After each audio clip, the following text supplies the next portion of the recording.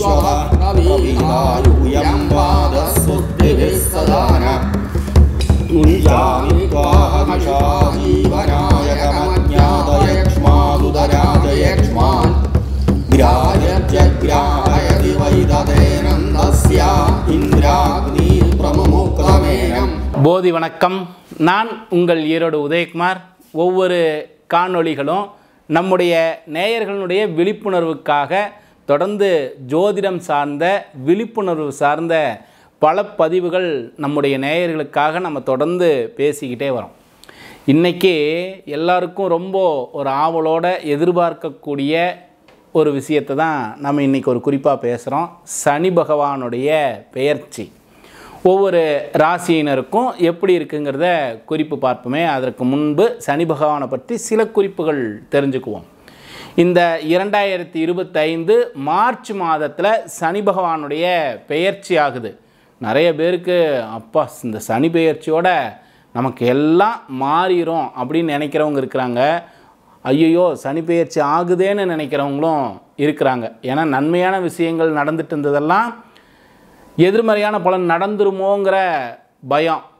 அதே போல் எதிர்மறையாக இருந்தவங்களுக்கெல்லாம் இந்த காலகட்டங்களுக்கு மேலே இனி சனி பெயர்ச்சிக்கு மேலே இனி நல்லதே நடக்குங்கிற ஒரு நம்பிக்கை, ஒரு அற்புதமான ஒரு மனநிலையை உருவாக்கக்கூடிய நீதிமான், கர்மக்காரகன் என்றெல்லாம் சொல்லக்கூடிய இந்த சனி பகவானுடைய பெயர்ச்சி கும்பராசியிலிருந்து மீன ராசிக்கு போகிறார். சனி பகவான் கும்பராசியிலிருந்து மீன ராசிக்கு போகிறார்.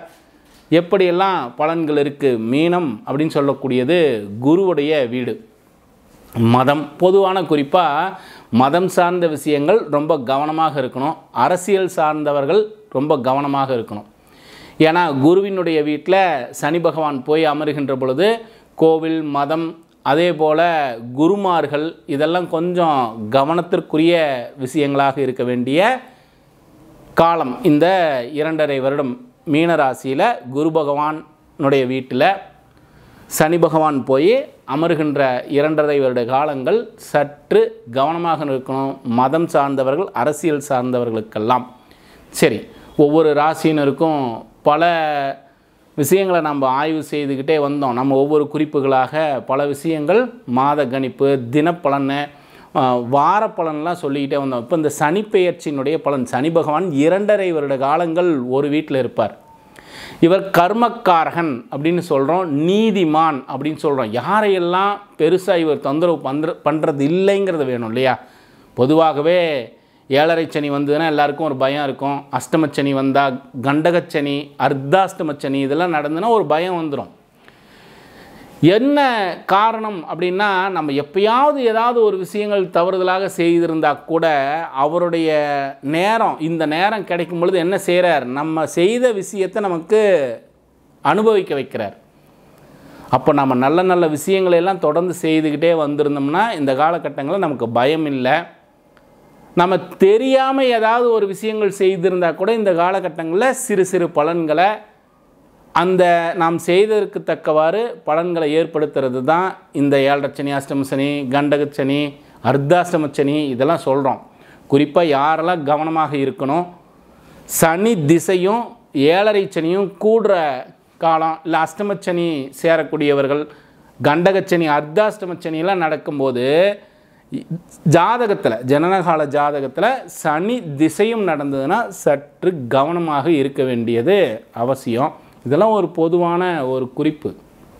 அதே போல் அவரவர்களுடைய ஜாதகத்தையும் கொஞ்சம் ஆய்வு செய்துக்கிட்டால் நல்லாயிருக்கும். எல்லாருக்கும் ஒரு 3 முறை இந்த சனி பகவான் 7.5 சனியாக வருவார். 3 முறை வருவார். முதல் ரவுண்டும், 2ஆம் முறை, 3ஆவது முறைன்னு கணக்கு இருக்குது. இதில் முதல் முறையாக இந்த 7.5 சனி நடக்கக்கூடிய, முதல் ரவுண்டில் 7.5 சனி நடக்கக்கூடியவர்களுக்கு கொஞ்சம் அனுபவ ரீதியான விஷயங்களையும் கொஞ்சம் பலன்கள், தீமையான பலன்களும் இருக்கும். என்னென்னா இந்த பலன்லேருந்து நமக்கு ஒரு நல்ல அனுபவம் கிடைச்சிக்கணுங்கிறதுக்காக. அதே போல் 2ஆவது முறையாக 7.5 சனி, அஷ்டமச்சனி இதெல்லாம் நடக்கும் இல்லையா? 2ஆவது தடவையாக 7.5 சனி நடக்குது இல்லையா? அந்த காலகட்டங்களில் பார்த்திங்கன்னா பழைய அனுபவத்தினுடைய காலமாக இருந்தாலும் ஒரு நல்ல லாபமும் இருக்கும், ஒரு நல்ல வளர்ச்சி இருக்கும். இருந்தாலும் சிறிது தீமையான பலன்கள் இருக்கும் இந்த 2ஆவது முறையாக 7.5 சனி நடக்கிறவங்களுக்கு. மூன்றாவது முறையாக மரணச்சனி மரணத்தை ஏற்படுத்தும்னு சொல்லுவாங்க. ஆனால் எல்லோருக்கும் இந்த காலகட்டங்களில் மரணம் நடக்குதுன்னு சொல்லலை.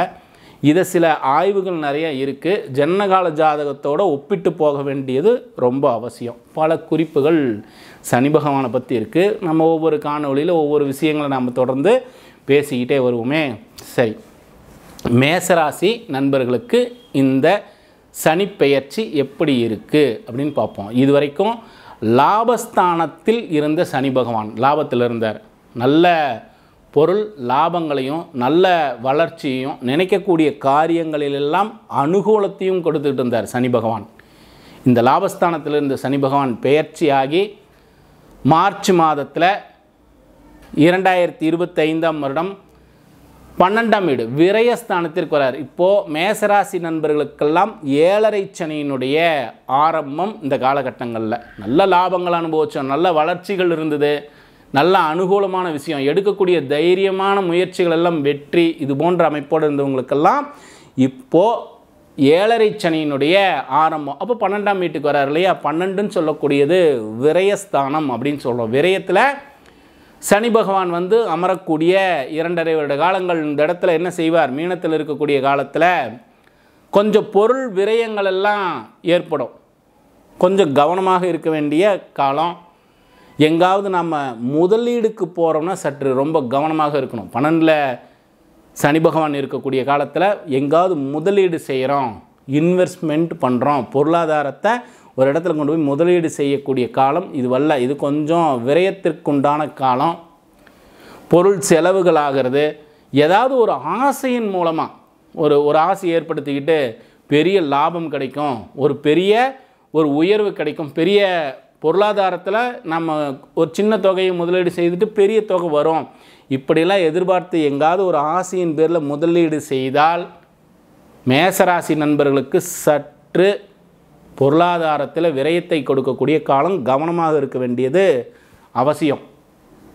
படிக்கக்கூடிய மாணவர்கள் கல்வியில் ரொம்ப கவனமாக இருக்கணும்.